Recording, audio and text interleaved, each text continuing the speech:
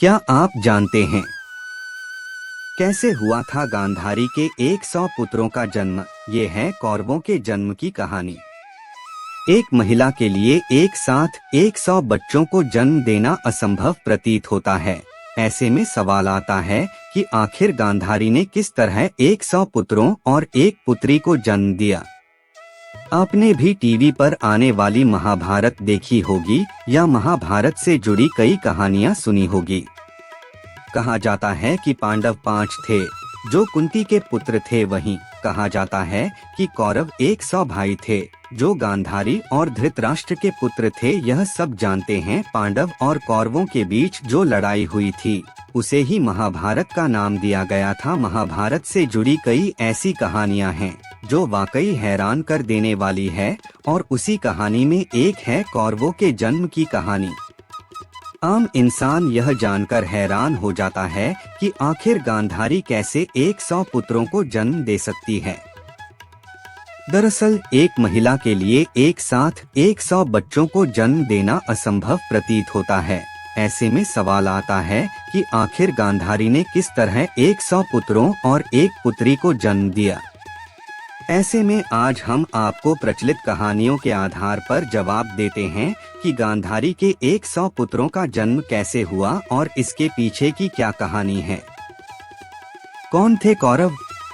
कौरव धृतराष्ट्र और गांधारी के पुत्र थे और उनके एक पुत्री भी थी जिसका नाम है दुशाला। वहीं सबसे ज्येष्ठ कौरव का नाम है दुर्योधन जो महाभारत के सबसे अहम पात्रों में से एक है।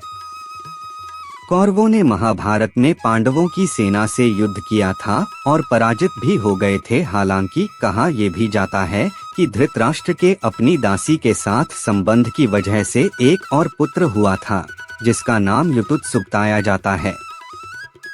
कैसे हुआ 100 कौरवों का जन्म?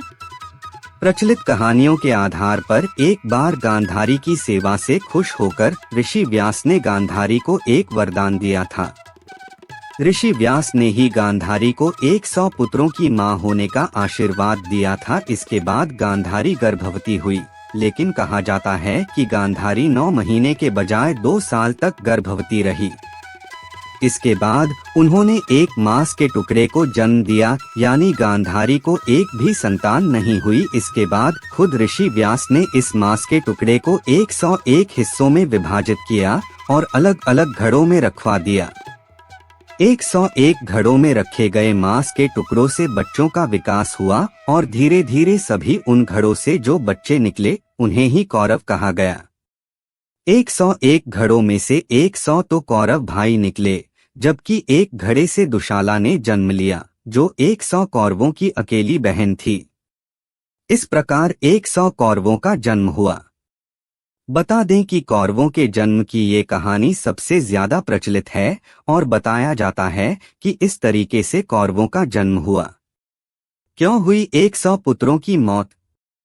कौरवों की मौत के बीच गांधारी द्वारा किया गया एक कार्य बताया जाता है।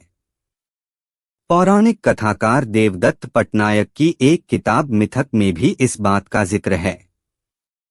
उन्होंने बताया है कि गांधारी ने पहले 100 कछुओं को मार दिया था, जिसके बाद अगले जन्म में उनके 100 पुत्रों की मौत हो गई, जिसे एक श्राप के समान माना जाता है। और आपको वीडियो अच्छा लगा हो तो वीडियो को लाइक, शेयर और चैनल को सब्सक्राइब करें। धन्यवाद।